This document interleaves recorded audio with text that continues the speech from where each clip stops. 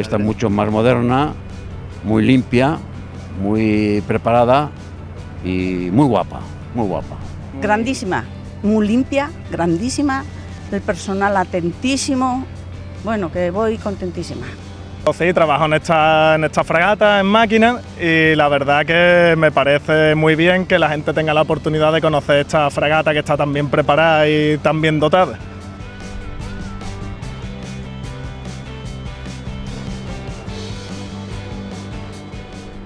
Hombre, pues yo en principio vengo a hacer una visita para recordar mis tiempos de la Marina, porque yo hice la mili precisamente en una fragata de la Armada. Pues muy bien, la verdad que no pensaba yo que era tan grande, que tenían tantas cosas por dentro. La verdad que está todo muy modernizado, todo informatizado, muy electrónico. La verdad que esperaba encontrar algo más, un poco más clásico, el mítico timón que mueves, pero no, está todo muy modernizado. La verdad que está muy guapa la visita, la verdad que lo explican muy bien y merece la pena.